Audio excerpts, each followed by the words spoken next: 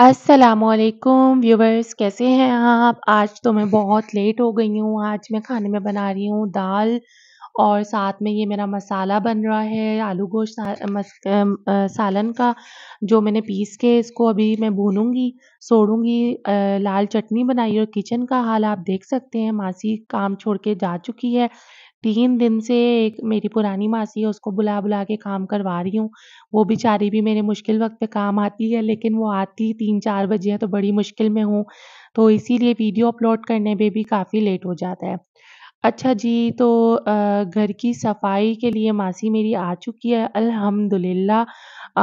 मासी क्रिश्चियन है लेकिन दिल इसका बहुत बड़ा है, बहुत अच्छी मासी है। इसकी भी एक बड़ी सैड स्टोरी है, वो भी मैं आप लोगों को साथ-साथ बताऊँगी। ये हमारी 15 साल पुरानी मासी है, इवन मेरी शादी से पहले की है। मेरी शादी इसके आने के बाद हुई है और बहुत पुरानी हमारी ये मासी है और बड़ी दुःख भरी इसकी ज़िंदगी है, वो भी मैं आपको साथ-साथ अभी बताती हूँ। तो चलते हैं पहले अपनी ग्रूमिंग टिप की तरफ। सर्दियों में हाथ इस तरह से इतनी ड्राई स्किन हो जाती है, इतनी हार्ड स्किन हो जाती है कि इंसान को खुद ही घबराहट हो रही होती है, अपने हाथों-पैरों का क्या करें? तो बहुत ही ज़बरदस्त रेमेडी लेकर आई हूँ, सॉफ्ट स्किन पैरों की और हाथों की हो जाएगी नर्म मुलायम, आपके हाथ और पैर हो जाएँगे सुकून में आ जाएँगे आप।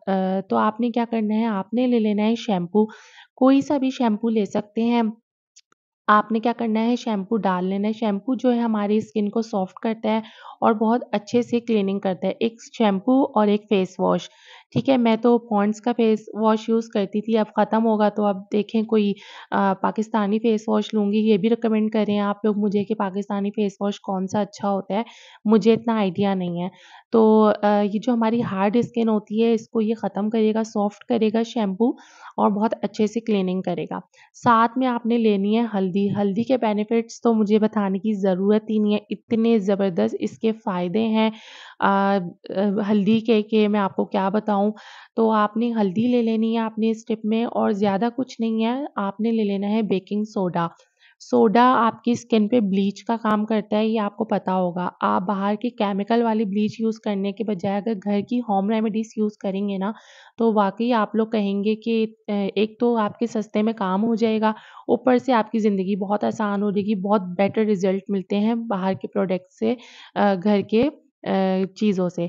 ये देखिए मैंने इसमें लेमन ऐड किया है हाफ़, तो आप देख सकते हैं किस तरह से झाग मच चुकी है क्योंकि सोडे में लेमन ऐड करो तो बहुत ज़बरदस्त रिज़ल्ट आता है। अब ये जो लेमन का छिलका है ना, ये नींबू का छिलका है, मैं इसी को इस्तेमाल करूँगी। पहले मैं इस पेस्ट को मिक्स कर लेती हूँ, फिर मैं इसको इस्तेमाल करती हूँ। ठीक है जी, तो आपने इससे अपने हाथों पे, पैरों पे अच्छी तरह मसाज करना है और एक ही दिन में आपको इतना बेस्ट रिज़ल्ट मिलेगा। आपकी स्किन के ऊपर फेस पे आपने ये अप्लाई नहीं करना आप क्योंकि शैम्पू है और बेकिंग सोडा डला हुआ है तो फेस की स्किन सेंसिटिव होती है। हाथों पे, पैरों पे, पैरों की एड़ियों पे लाज़मी करें। हाथों के अंदर की स्किन पे करें ताकि वो हार्ड ना रहे, उसमें भी सॉफ्टनेस आए। साथ ही साथ मैं आपको बता रही थी अपनी मासी की स्टोरी, इसकी बड़ी दुःख भरी ज़िंदगी है। शादी से इसकी शादी के कुछ टाइम बाद एक-एक करके इसके हर साल बच्चे हुए माशाअल्लाह से इसके 5 बच्चे, 3 बेटियाँ, 2 बेटे। पहले बेटा था फिर बेटी, फिर बेटा और फिर 2 बेटियाँ। तो इसका जो हस्बैंड था वो इसको बिल्कुल काम नहीं करने देता था और बहुत ही केयर करता था अपनी बीवी की, बहुत ख़्याल करता था। उसका कोई दिल नहीं होता था कि मेरी बीवी कहीं जाके काम करे। स्कूल में वो चौकीदार की नौकरी करता था और इतना शौकीन मिज़ाज था। ये बात मेरी शादी से पहले की है, मैंने इसके मियाँ को नहीं देखा। जब मेरी शादी हुई थी तो इसके हस्बैंड की डेथ हो चुकी थी। डेथ कैसे हुई उसको हो गया जिगर का कैंसर बेचारे और उनकी कुछ ही दिनों में डेथ हो गई। उसके बाद ये अकेली इसके छोटे-छोटे बच्चे सॉरी मैं आपको स्टोरी सुना रही हूँ साथ में असल जो हमारी ग्रूमिंग टिप थी वो मैं आपको बता चुकी हूँ, वो बस आपने इस तरह लगानी है। ये देखिए मैं पैरों पे भी लगा चुकी हूँ और पैरों के नीचे भी लगा चुकी हूँ ताकि चलते-फिरते चप्पलों से ही मेरे पैर साफ होते रहें सारा दिन और सॉफ्ट रहे, ठीक है ना? अच्छा जी, तो इसके हस्बैंड की डेथ हो गई, उसके बाद ये 5 बच्चों के साथ एक झोंपड़ी में रहने लग गई क्योंकि इसके पास खाने को भी पैसे नहीं थे। फिर इसने इधर जहाँ इसका हस्बैंड नौकरी करता था, इस मोहल्ले में आकर मतलब हमारे मोहल्ले में आके इसने घरों में काम करना शुरू किया।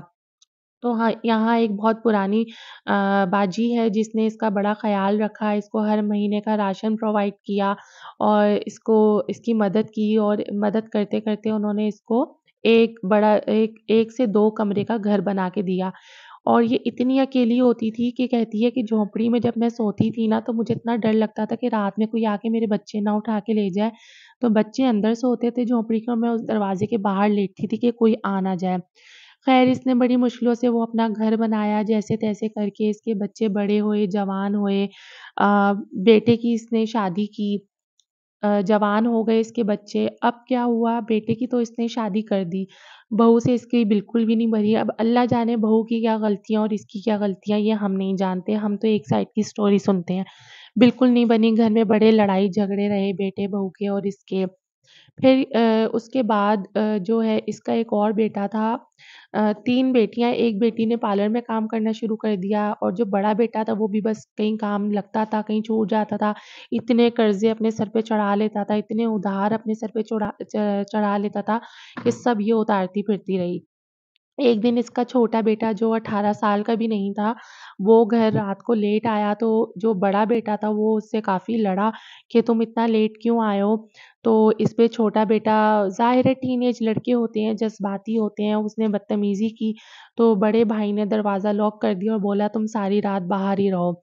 माँ ने भी बोला हाँ, बाहर रहो तुम सारा दिन घूमते-फिरते हो, आवारागर्दी करते हो, कोई काम में नहीं लगते। ज़ाहिर है ये भी परेशान इतनी थकी हारी रात को घर जाए और घर के मसले। उसने अपनी माँ को धमकी दी कि मैं अपने आप को आग लगा लूँगा। इसने कहा कि ऐसे ही बोल रहा है, ये कहाँ आग लगाएगा? वो गया, उसने पेट्रोल उठाया और अपने ऊपर छिड़क लिया। इस माँ को नहीं पता था ये अंदर बैठी थी और उसने अपने ऊपर पेट्रोल डाला। नियत उसकी नहीं थी कि वो आग लगाएगा, बस नादानी में उसने ये सब काम किया, माचिस जलाई और अपनी बहन को डराया, बहन पीछे भागी, नहीं करो, नहीं करो। लेकिन नादानी में उस लड़के ने अपने ऊपर दूर से माचिस जलाई अपनी बहन को जलाने के लिए डराने के लिए और वो जो आग थी वो उसी को लग गई लड़के को जो सिर्फ़ अपनी माँ और बहन को डरा रहा था।